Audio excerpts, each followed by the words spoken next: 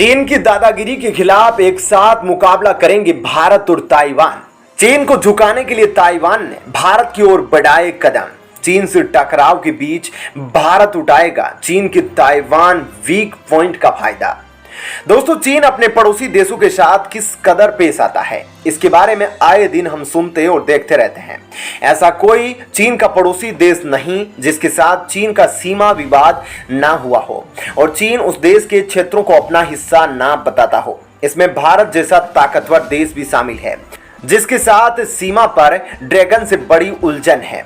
वहीं ताइवान, जिसे चीन अपना ही एक पार्ट मानता है, उसको हासिल करने के लिए राजनीतिक स्तर से लेकर सैन्य मोर्चे तक चीन हर प्रकार से आक्रामक दिख रहा है, चाहे बयानों की बात की जाए या फिर सैन्य कार्रवाई की।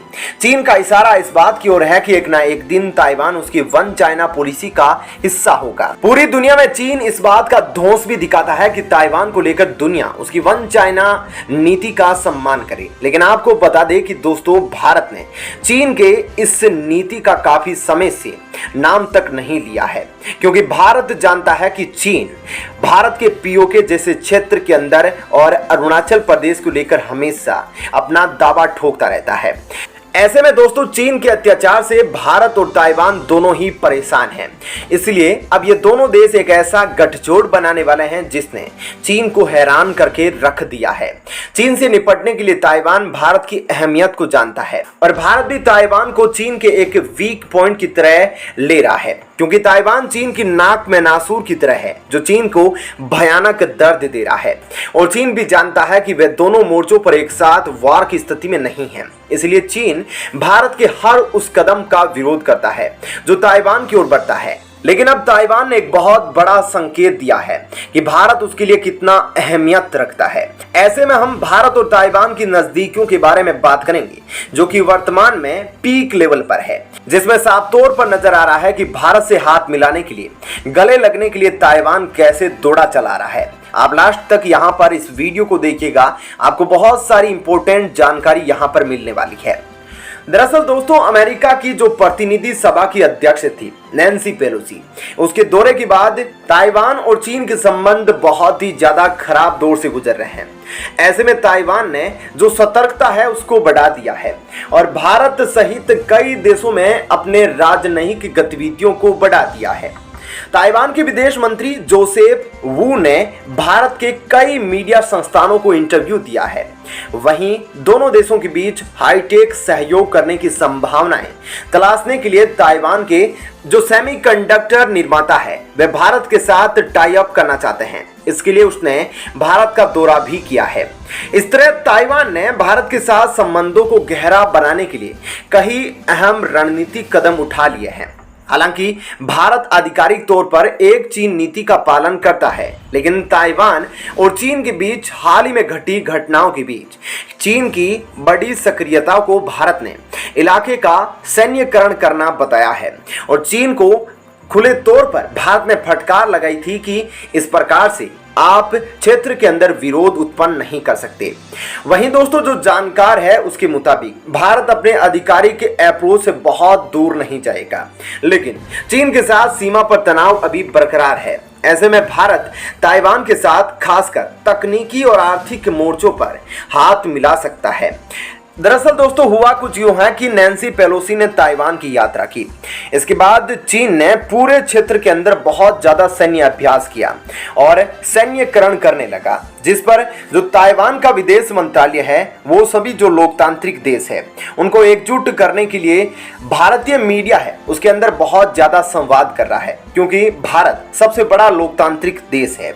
इस कड़ी में दोस्तों, आप ये जो आंकड़ा है उसको जानकर हैरान रह जाएंगे, क्योंकि ताइवान के प्रतिनिधि यानी कि जो विदेश मंत्री जोसेफ वू है, उन्होंने भारत के कम से कम 8 मीडिया संस्थानों को इंटरव्यू दिए हैं और यह जानकारी दी है ताइवान के ताइपे आर्थिक और सांस्कृतिक केंद्र ने।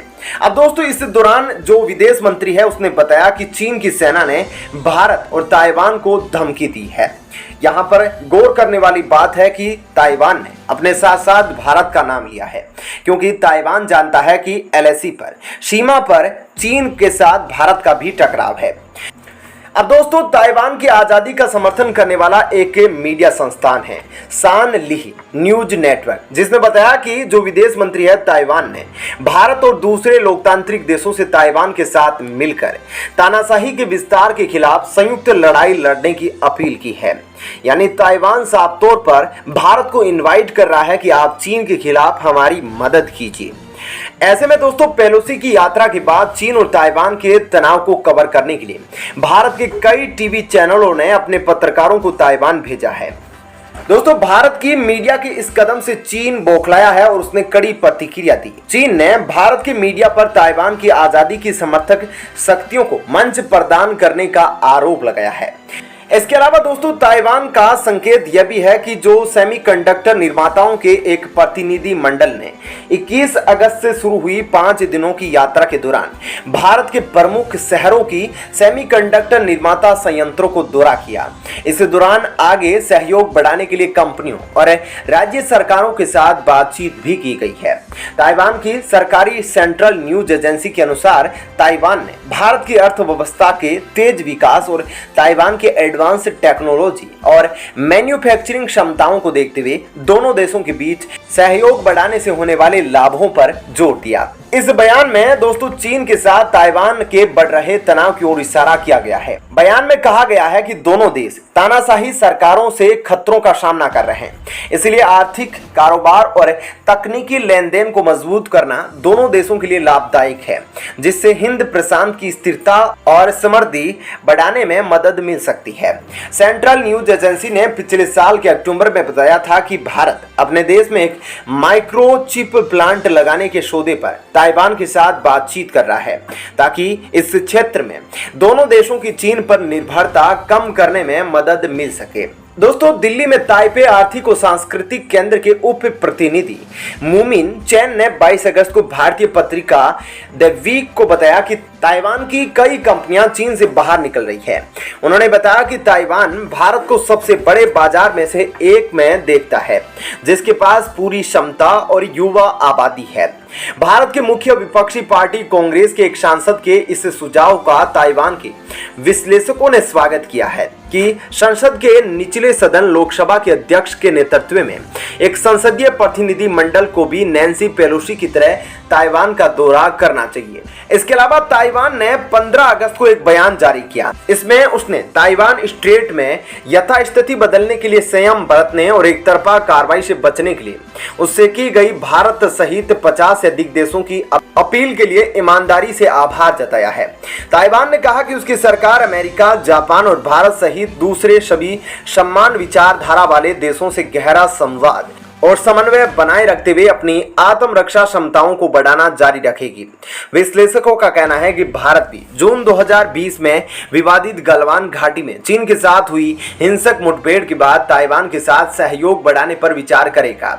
ब्रिटिश कोलंबिया विश्वविद्यालय में प्रोफेसर स्वर्ण सिंह ने 21 अगस्त को हांगकांग के साउथ चाइना मॉर्निंग पोस्ट को बताया कि एक चीन के सिद्धांत और नैन्सी पेलोसी की यात्रा पर भारत की देर से और धीमे से की गई प्रतिक्रिया असल में चीन सीमा पर बड़े तनाव के चलते उसकी सोची समझी रणनीति है।